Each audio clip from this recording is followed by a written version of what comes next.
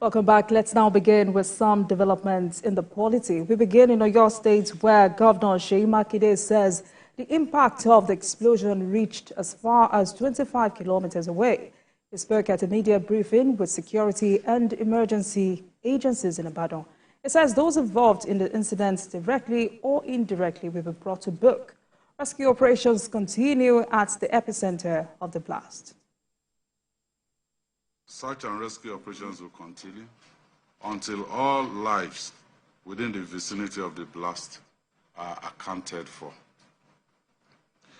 We are aware that aside from the immediate perimeter of the incident, people as far as 25 kilometers away may have been affected physically or psychologically.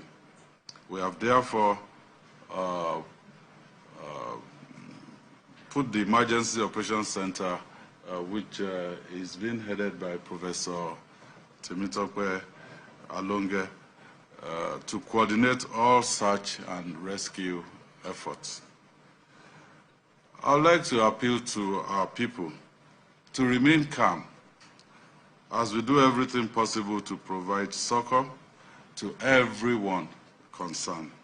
Also, let me use this opportunity to appeal to anyone still staying in any of the houses within 250 meters of Ground Zero to move out to government-provided accommodation until we check the structural integrity of the buildings in this area. Well, at the same time, unscrupulous elements who may want to take advantage of this disaster to carry out any form of looting should be warned, because I've asked the security agencies to deal decisively with anyone trying to loot.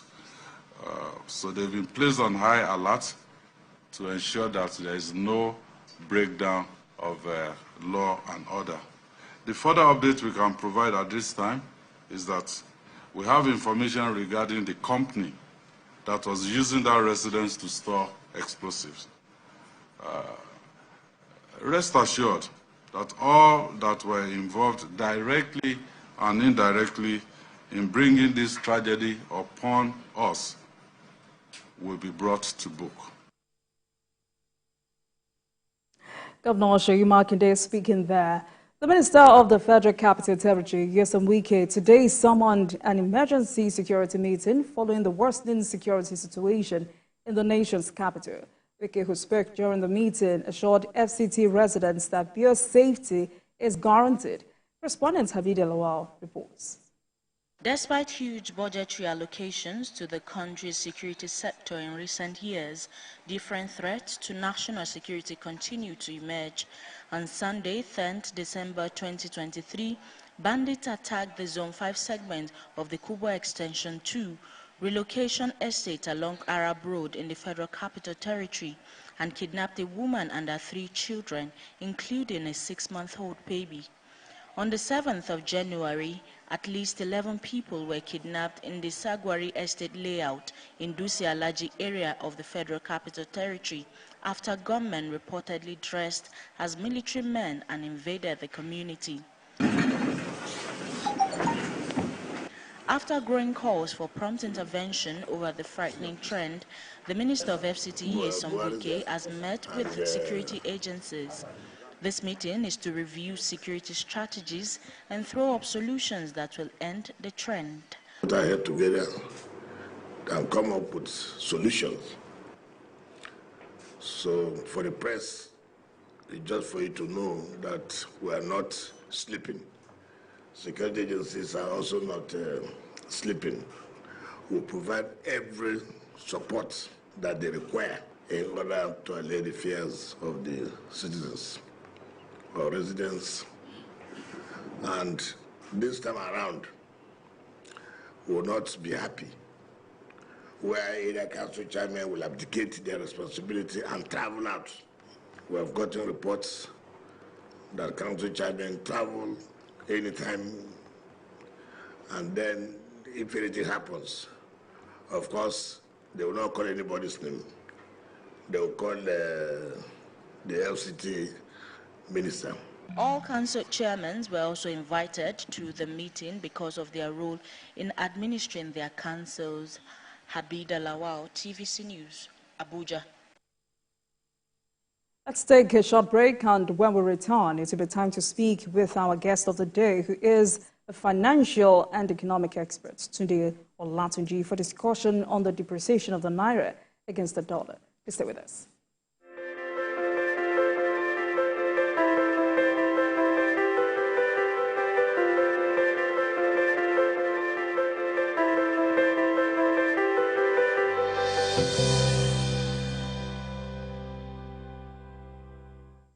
Welcome back, everyone. Tonight, we're taking a look at the continuous depreciation of the Naira. In the past 6 months, we've seen the Naira move from 600 to 700 and now over 1,000 Naira. And it continues to skyrocket if we do not address this. I mean, this is not a new conversation, and so the question remains the same. Why does the Naira keep falling?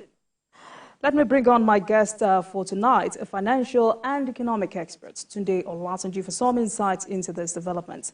Mr. Olatunji, thank you so much for joining us tonight. Good evening. It's a pleasure. Right. So, as a financial and economic expert, help us answer this question. Why does the Naira keep falling? Well, let me start by saying that these are obviously not the best of times for the economy of this country. Because of the crippling effect of inflation coupled with the rise and falling of our Naira. And it has been more of falling of Naira, which is depreciation. And the major cause of the fall in Naira has to do with the scarcity of the foreign exchange itself. There are a number of factors that are responsible for the rise and fall of the currency of every nation. You have to look at the productive capacity of that country, the economic health of that same nation, as well as the ability of a country to produce goods and services that can be exported to foreign earnings. And if you look at these identified areas of forex exchange, which constitute the dynamics that determines the value of the currency of any nation. You see that our country is struggling so hard to level up in this area. So it's basically a problem of scarcity. It has to do with the supply end. Nigeria is not generating, or let me say Nigeria is not earning enough foreign exchange to meet its local demand as well as other demands for dollar. And being an import-dependent economy, you can see why Naira has been falling, and there really need to do a lot of work, both at the monetary policy level as well as fiscal policy, to address and arrest this depreciating situation. Right, so this conversation about the productivity level of Nigeria is also not new. And also, many financial experts like yourself have said, what we're dealing with at the moment is not much of a demand ailment, but a supply disease. Well, the fact that there are other factors does not take away the fact that when there are structural issues about the economy, they must be fixed if you want to get it right. Then we have to move from there to begin to look at the impact of arbitrage, round tripping, hoarding of foreign exchange. And let me give a very just simple analogy. As it is today, if you look at the reports on inflation rate, it's over to 28% going by the NBC's report. And if you look at the interest rate, for instance, on investment, let's take the Treasury bill that was traded, in early days of this year, in January 10. And I think a one-year deal on Treasury bill is just a little over 12%. What that simply means is that even the inflation figure is higher than the interest earnings. And so if you go by that, it simply means that the incentive to invest, to bring in more funds, to bring in, attract foreign investment into this sector is not really going to be there, because technically it's going to have a net value on investment. So it makes quite a number of Nigerians want to dollarize their investment. So there is both the organic and inorganic, as well, let me say, the healthy and unhealthy reasons for which this is done. This is also coupled with the fact that you can't rule out the impact of a non-patriotic approach towards, what has to do with our nations, and these are at all levels. So, we must know that while the monetary policies are very important and necessary, they will not alone solve this problem. There are foundational issues that we must address. As a nation, we must get productive. Today, if you look at where we had the source of our foreign exchange, which is the oil itself, we're not even maximizing it. And as long as we even continue to spend on importation of items like particularly items that we have local capacity to develop, which of course is not something, it's not something that's encouraged to anybody. It's not something we are proud of as a nation. And what do I mean? We continue to import oil products into this country, which takes a large share of our foreign exchange earnings. You continue to import items like wheat, and these are and a number of other items which ranks high. Fishery on the items that takes a large chunk of our foreign exchange. Until we begin to look inwards to stem some of these stem the demand of some of these items by ensuring that we develop our local capacity to produce them. All other approaches might appear a bit cosmetic, but again, there's also the need for the authorities, particularly the central bank, to work seriously. I know they are trying hard, but like we say, it's not about nobody celebrates effort until there is results. So I know they're trying the best they could do, but Nigerians want more because we want to see an economy that works for all of us. But then we also need to look at issues from the fiscal end as well. We need to take some really strict and decisive measures to ensure that the bleeding of the foreign exchange in the Nigerian economy stops. I hear you, but then, many Nigerians believe that the hunger for the dollar is real, as it is not founded on any economic policy. They say politicians who loot the nation's treasury are partly the cause of this, as they loot a higher currency to reduce the bulk. What's your take on this? Well, when we're discussing the issue of foreign, and that's why I identified that, there are various reasons for which people are trying to dollarize for instance, investment. Some even are buying just to round tripping, arbitrage. And that's why I said non-patriotic approaches and attitude that is affecting our economy adversely. And everybody's guilty. And we cannot continue to talk about our problems and not being ready to take serious measures. We must be ready to address issues the way they are. So it doesn't matter where anybody belongs, but the reason why the issue of those leadership will continue to be at the front burner is that leadership is about inspiration. You must lead by example. So at all levels, we must ensure that we address this bleeding. It is not helpful.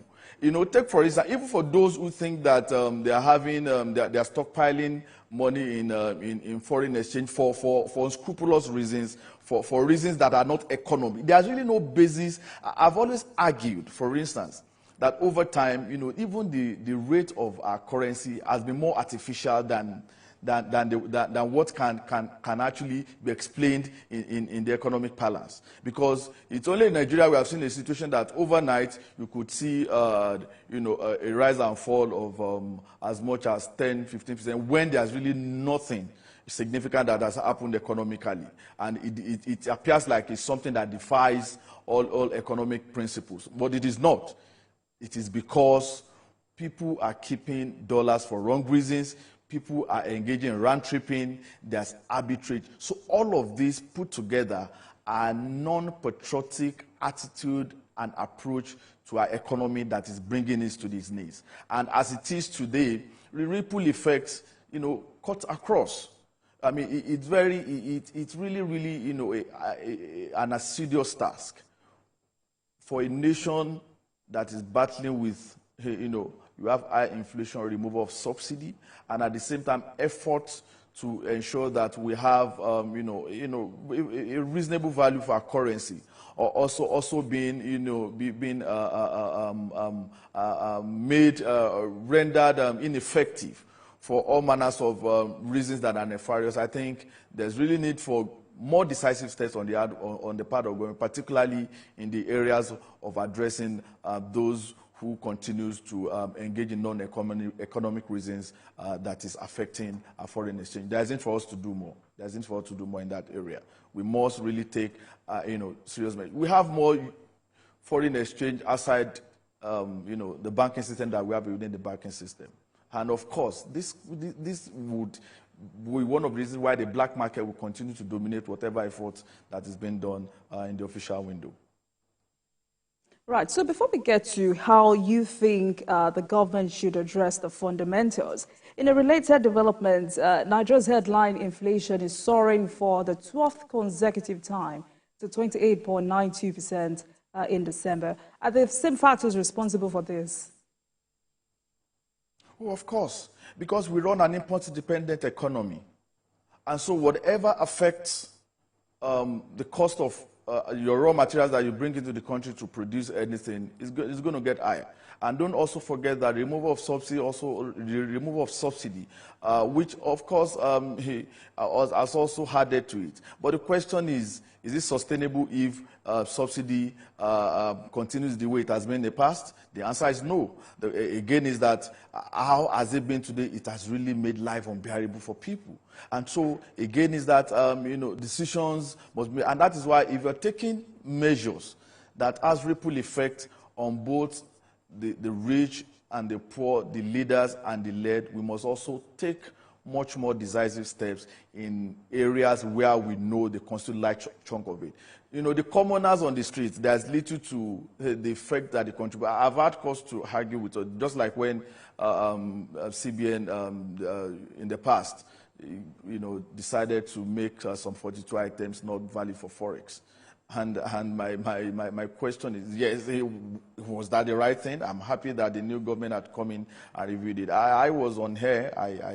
I was against that. I mean, I really see no sense in it. But let me give you a simple analogy. The impact of buying handkerchief on foreign exchange is nothing compared to those who have capacity to trade for arbitrage in millions of dollars overnight.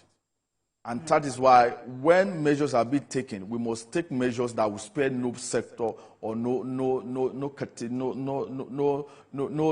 categories of citizens in the country. That's what I mean by hard measures must be taken. We cannot address the current problem with kid gloves because there are more to the reasons behind the depreciation of dollars than just what the economics can explain.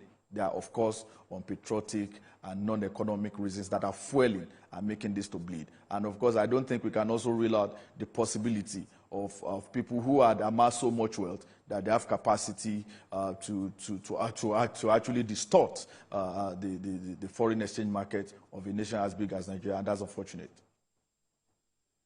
That's very interesting because according to World Bank and other estimates, the Naira lost about 40% of its value in 2023.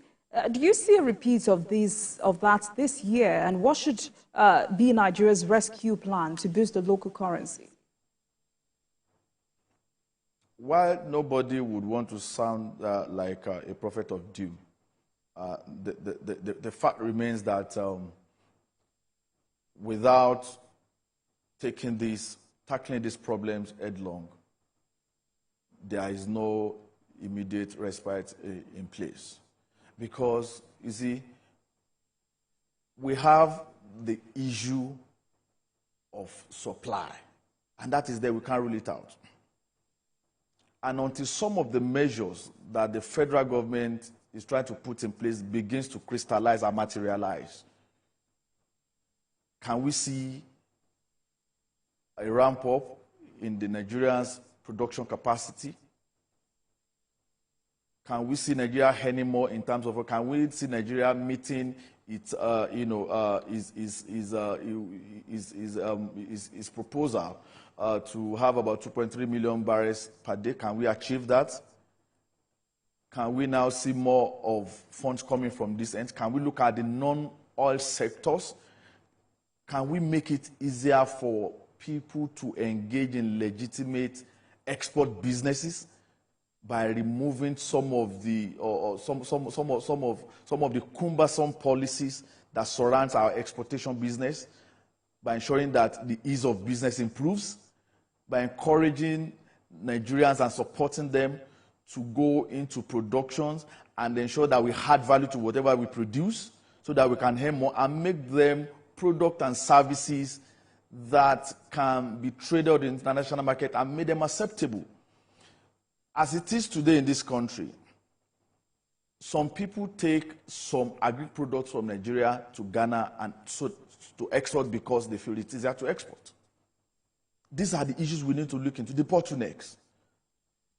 And we must now see how do we earn more. But if we earn more without addressing the leakages, if we earn more and then we spare those who have specialized in ensuring that they profit from the chaotic, financial mess that Nigeria is, then of course we'll be solving the problem on one end, and then we'll be leaving out a substantial problem that will make a mess of all of that solution and attempt. So we must make sure that we are decisive. There must be consistency in policy of government to address it.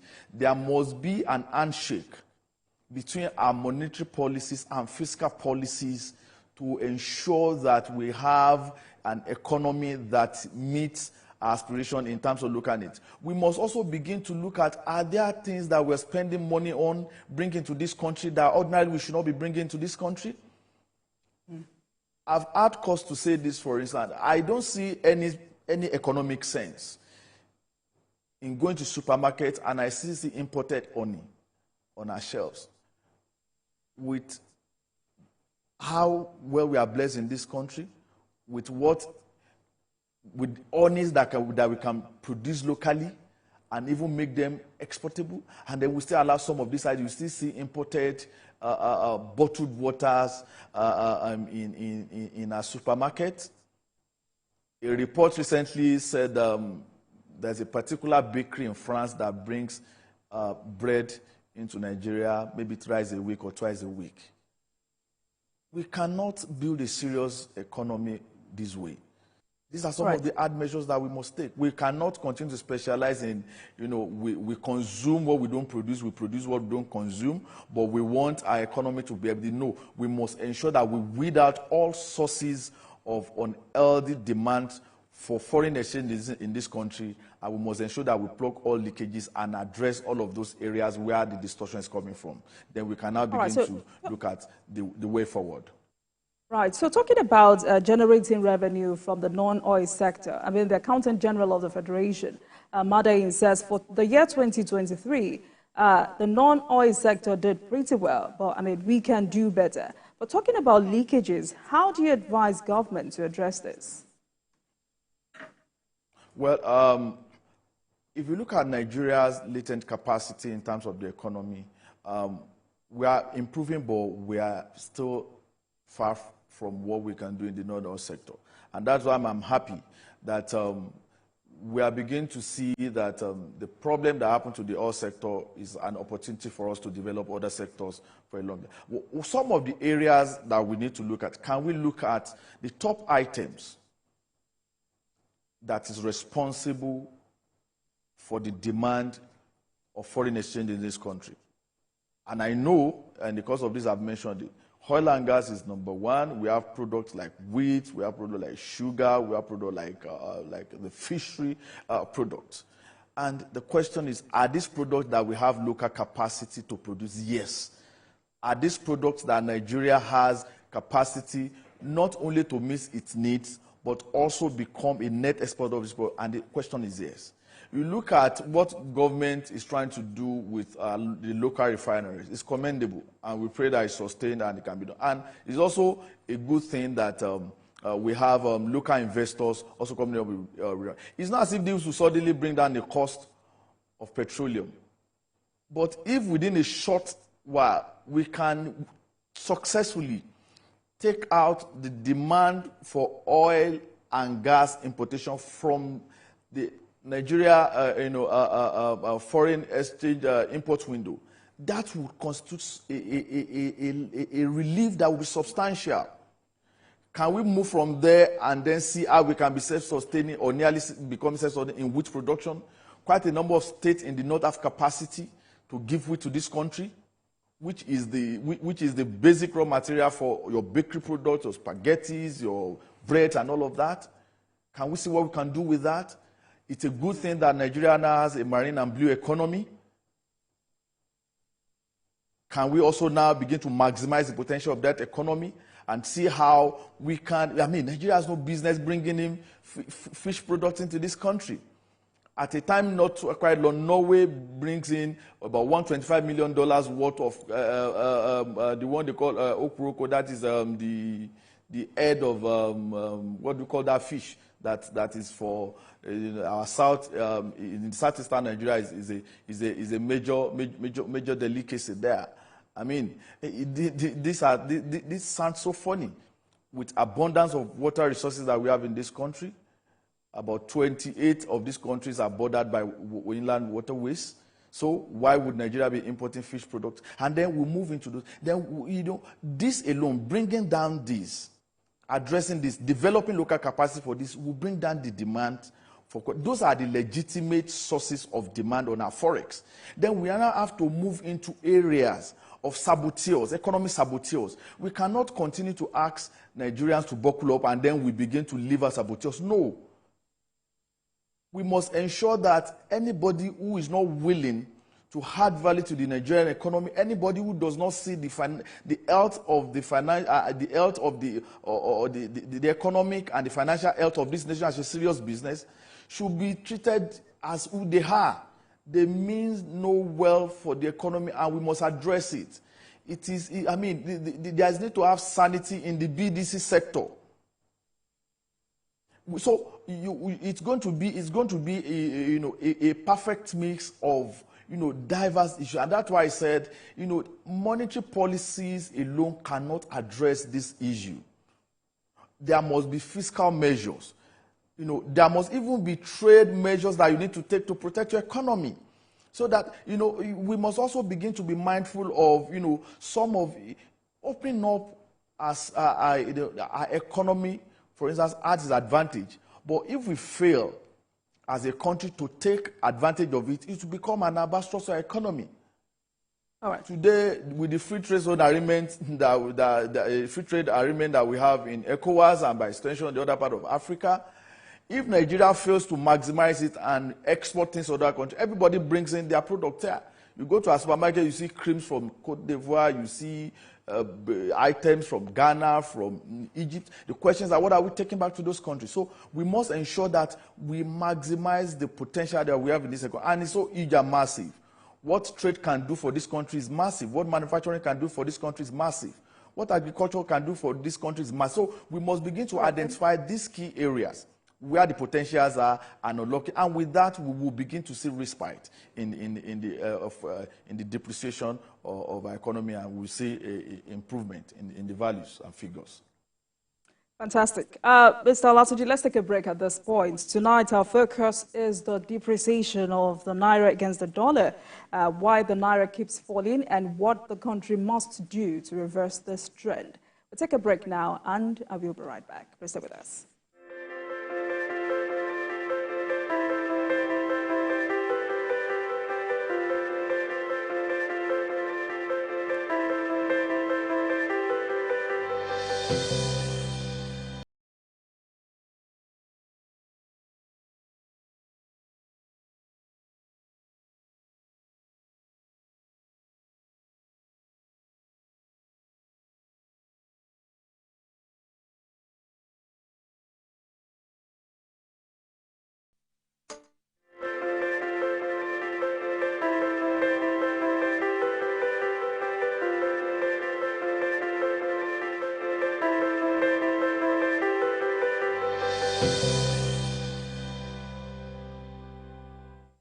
Welcome back, everyone. This is still Politics Tonight, and I've been speaking with the financial and economic expert, Tunde Olatunji, as we focus on the depreciation of the Naira against the dollar.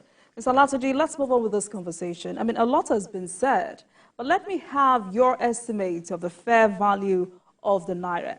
I'm asking this question because there are predictions the Naira will trade above 1,000 Naira to the dollar at the NAFEM window for the most part of this year, and about 1,500 Naira to 1,800 Naira at the parallel market.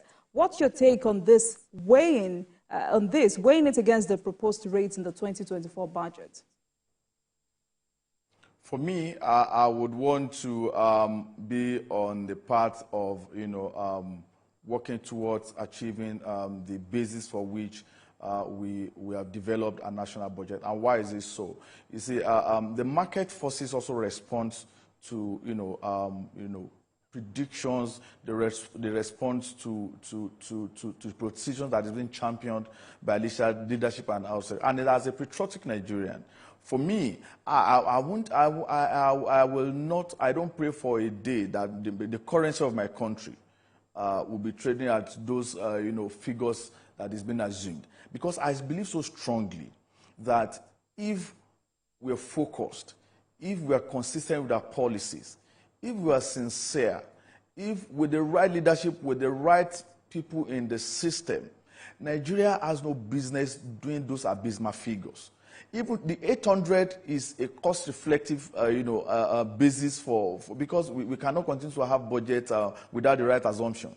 So I agree with that. But for us to begin to look at it trading beyond that figure, and then we're also, supporting some of those propositions. For me, Nigeria is really so blessed, and we have all the potentials that we should not do badly beyond the figures that we're looking at if we address these issues. And that's why we have talked about, if today, I see no reason why Nigeria should not be self-sustaining in oil and gas production before the middle of this year, 2024.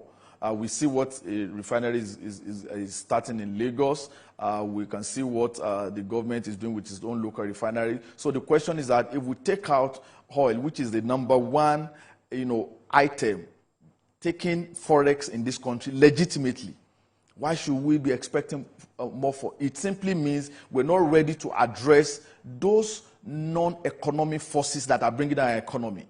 And of course, I strongly believe that the government also knows that the impact of this depreciation on all of its effort, it should not be something that is condoned. So with firm leadership in place, I see no reasons. Once all of the economic factors are put in place, and we're ready to deal decisively with those who are committed, who are dedicated to bringing Nigeria on its knee. I see no reason why we should do beyond that 800. I mean, obviously, because the question is, some of the figures that we see today, they're artificial to a large extent. Trading at 1,003. I want to give an instance. There was in this country, Naira lost value with about 30%. When there is no economic major activity, no major incident, nothing significant happened. We just slept and we woke up and it lost that value.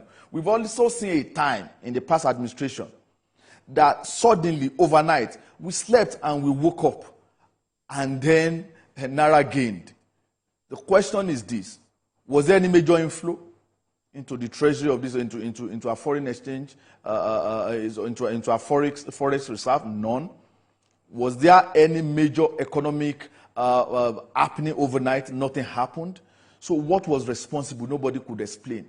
It appeared like some people just sat down somewhere and began to fix the rates. And so for me, I've always had I've always had cause to argue about how well the figures at times. If you want to look at all the forces that dictate the value of currency of any country, if we want to go by that alone, I don't think that Naira should be doing badly the way it is doing. So I don't want to agree with those figures, but if nothing is done, of course, it has always been free fall. Since Naira started falling from 70 kobo to $1 in 1980s, for the last 40 years, there has been about 1,000% loss in value. So if something is not done to address it, what will happen? Even the 1,500 can be a child's play. It could go more. But I know that as a nation, I know that as a people, it is not to our benefit. We are not proud of the fact that our currency is losing value, and we all have a role to play. The government must lead in the front, and every one of us must support this. We must say no to all activities that is bleeding our economy. We must say no to arbitrage on our local currency. We must say no to stockpiling, foreign exchange for no, just for personal reasons. We must equally ensure that we don't begin to substitute our local currency for foreign. For heaven's sake, Nigeria does not print US dollars. For every US dollars in this country that you want to have, we must earn it. We must also put stop to any form of trading activity. We know that it's not legal, but it's still happening.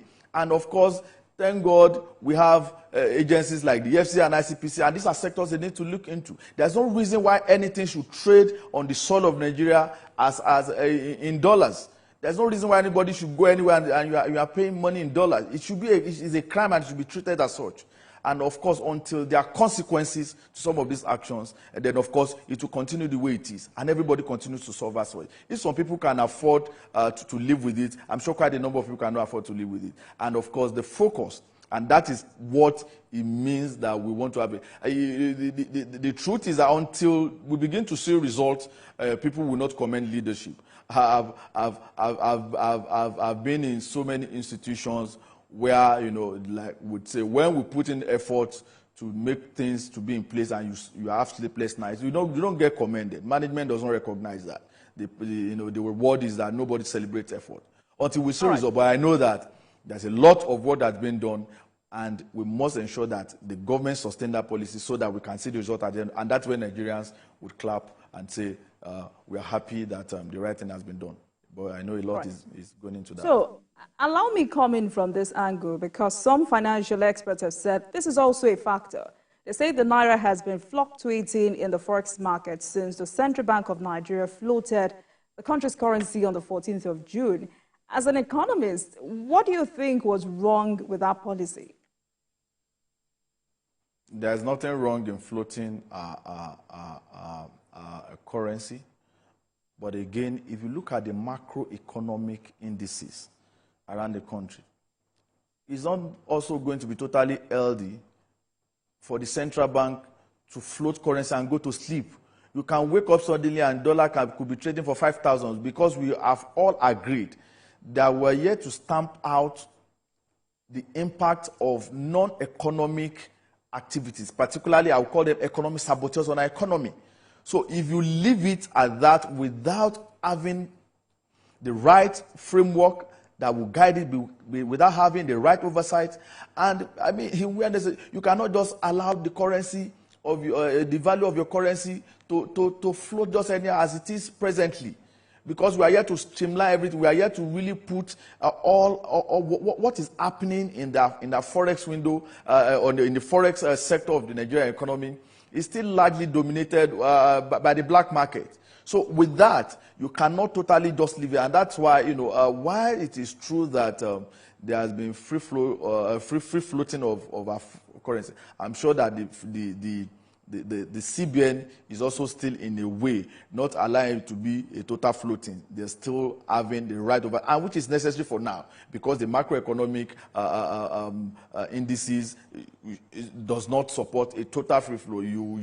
The saboteurs are still having their way, and so. But when we are able to boost our liquidity, when we are able to plug the source of leakages, when we are able to ensure that the activities of the saboteurs have been put under check, and those who want to defy the odds will have consequences. And we're totally in charge of our foreign exchange earnings and all of that. Then, of course, it can be totally dictated by the forces of demand and supply. Well, but I'm sure you're aware that the investors and businesses are faced with this reality of hedging against forex volatility. I mean, the pass-through impact on imported inflation holds far more dire consequences. And the situation is now exacerbated by this lingering cash scarcity. What sort of response do you expect from the CBN? On the area of, you see, Nigeria is we're just blessed with a country that we have a resilient economy and people are resilient. Otherwise, you see, the combination of some of these economic maladies quite a number of countries can't even survive it. The scarcity of cash as it is today is something that I will expect the central bank to seriously look into. While we agree that foreign exchange is not something that would happen overnight, because I was discussing with some friends and I told them that some people even assume that the exchange rate can come to a particular level by mere pronouncement. He said it's not going to be by pronouncement. As it is today, Nigeria's external reserves is less than $40 billion. In a population of over 200 million people. Harvard University, just an institution, has endowment fund of over $50 billion US.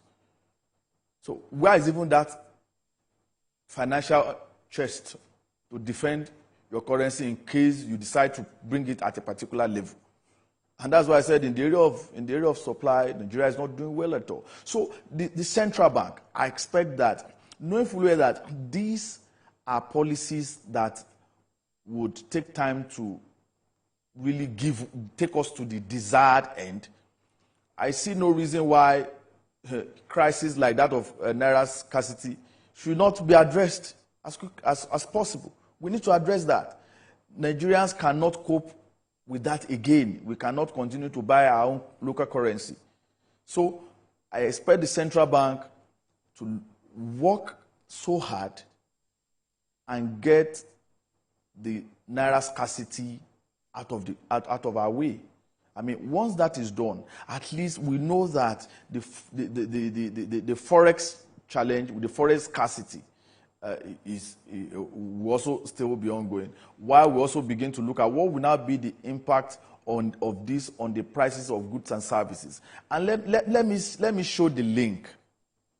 Now, if Nigeria is able to bring down, or if Naira appreciates in value, it will in turn mean that the cost of items, including petroleum, would also come down. But as long as that persists, as long as Naira continues to fall, the cost of items, including petroleum, would continue to rise. If the government does not want it to rise beyond a particular limit, the subsidy that has been removed will have to be tactically brought back under any name or dynamics or nomenclature so that you can sell it at a particular price. Again, it's also the fact that you must also now look at the hyperinflation that we have. As a matter of fact, I begin to look at it, it's more of stagflation, because when you have high unemployment with inflation, you begin to look at stagflation. So when we have stagflation in the country, I see no reason why we should also have a problem with scarcity. I know that it is not created by the present Central Bank of Nigeria, but in government or in governance, you inherit both asset and liability. And I'm happy that we have a government that admitted that. The president also mentioned it yesterday, that inherited both asset and liability. That is leadership. So we must see that the ones that can be quick wins, we must take them headlong and deliver, so that at least people can begin to feel, that sense, that relief, whichever way wants to come. So I expect the federal government to do something about our local currency scarcity. It's our currency. We don't have to. It's not anybody's currency. It's our currency. We must do something about that. While, of course, effort is also intensified on the foreign exchange crisis. Mm-hmm. So earlier we talked about moving away from dependence on oil. I mean, recently investments in oil and gas are yielding results, especially the Port Harcourt refinery and the Dangote refinery commencing operations. What impact will this have on the economy? Huge impact, huge impact. You know, one of the biggest disservice we have done to ourselves as a nation was that over the years, we have failed to develop our oil and gas sector, particularly at the downstream level. We had failed to develop the value chain.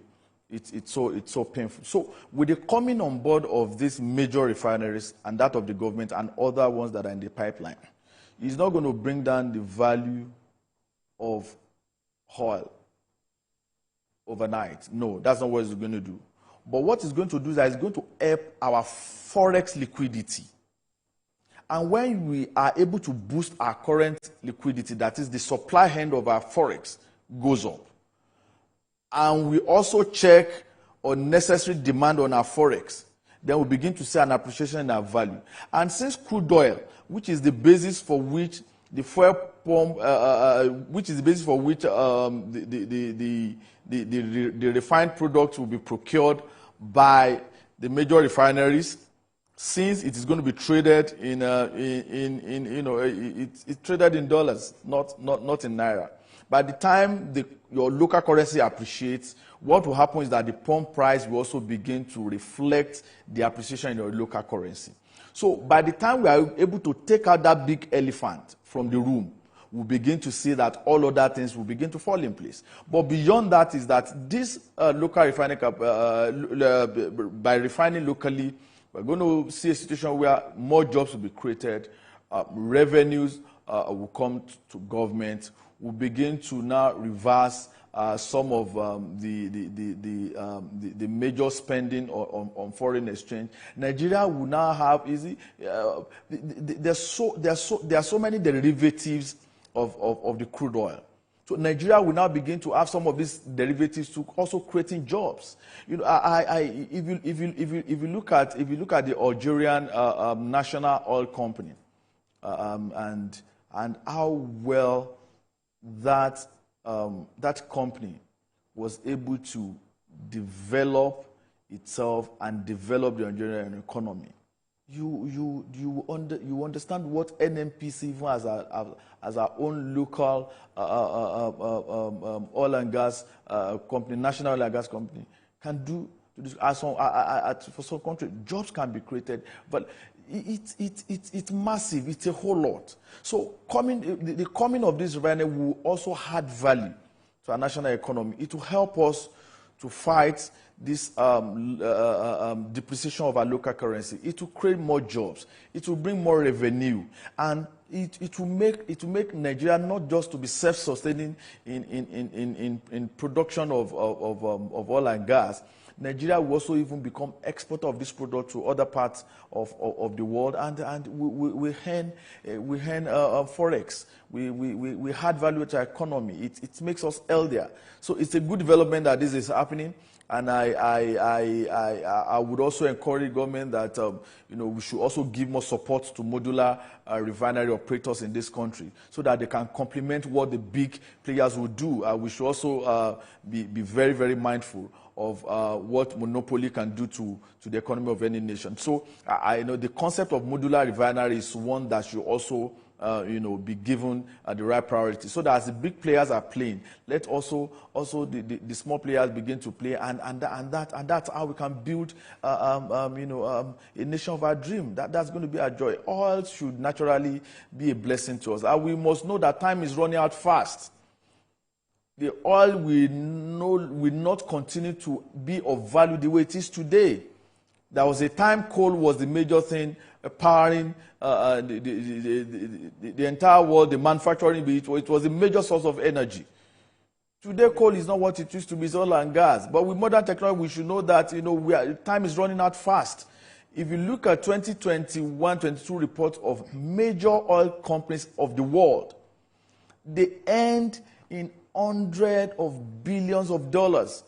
Put together the profit of ExxonMobil, Global, Chevron, and their total revenue, their total profit after tax, even as a singular company, was more than what a nation like Nigeria, that is a a major exporter of products. Some of these countries, some of these companies globally, they hand over $100 billion, which Nigeria as a country does not even hand from its own product. And so these are ugly instances that must be addressed. Yeah. Absolutely. So now that these two refineries have commenced operations, do you see fuel queues disappearing, as well as cost of petrol, and especially other byproducts like diesel, kerosene reducing? Oh, yeah, because those are the quick wins. By the time there is supply, the first thing you begin to see, one thing this will guarantee is that it's going to guarantee supply. Another question is, how affordable will it be to everybody? That's another question. Again, is also the fact that we must know that these are business concerns. And so the cost of their input will determine what they sell and how they sell it. But I mean, we've seen instances where, as a citizen, we are even ready to pay that premium price, but the product is not there. Is that not double jeopardy? All right. So it will guarantee supply. Again, it's also that that's why I said all other derivatives of the crude oil. Even from the basic knowledge of our secondary school education, they told us from the refinery, by the breaking down of crude oil, you won't have nothing less than 9 other items, which the petrochemical products, the urea, a whole lot, which will help to develop other sectors. All right. Yeah. Right. I apologize for intruding, but as we wrap up tonight, what other sectors do you want the president to focus on toward reviving the economy? In 30 seconds. I want the government to look into manufacturing. Massive jobs will be created with this sector. I want government to look into agriculture. It will help us to bring down the cost of food and the cost of living. People must be able to feed for them to be able to work, for them to be able to add value. Then I want government to also look at the huge potential that exists in the marine and blue economy. And no other sector should be spared. But beyond all other things, that we need that red leadership. We need that focused leadership. We need that accountable leadership, and we also need responsible citizenry to build and move our nation forward. And I believe so strongly that this country has all it takes to take back its rightful place in the Committee of Nations. Fantastic. And I wish all Nigerians the very best of luck. Thank you very much. I've been speaking with Tunde Olatunji, financial and economic expert, as we focus on the depreciation of the Naira against the dollar. Thank you so much for your time with us on Politics Tonight. It's a pleasure speaking with you tonight. Thank you so much. And I look forward to more conversations. Thank you. I'm honored to be here. Definitely. Thank you so much. And thank you very much for watching. That marks the end of today's episode of Politics Tonight. But the conversation continues from here. Get in touch with us on X at TVC News NG and at Olajumoke using the hashtag Politics Tonight. We're also on YouTube at youtube.com/TVC News Nigeria. I am Olajumoke Olatunji. Good night.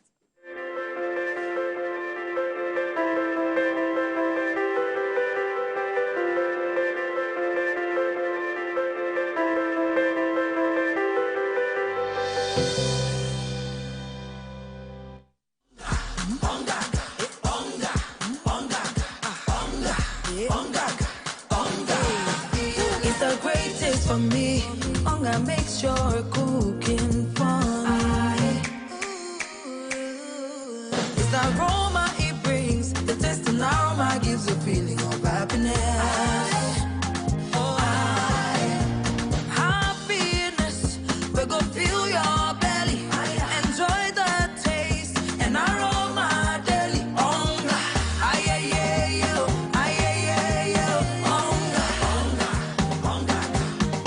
Try the improved Onga Chicken Cube for great chicken taste and aroma. The TVC News at 7 and the TVC News at 10 are not like any other news broadcast. It's the big news hour, the hour for the big breaking stories. We've got some of the best reporters on the field, taking you through as it happened. It's fast-paced, hard-hitting, with investigations that matter. bringing in news that affects your life. With sport, entertainment, and business news, so you don't miss a thing. Experience resourceful coverage with depth Every night.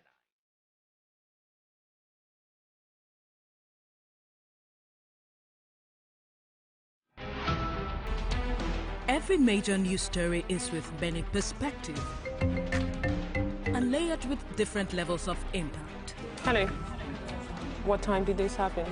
We will be right there.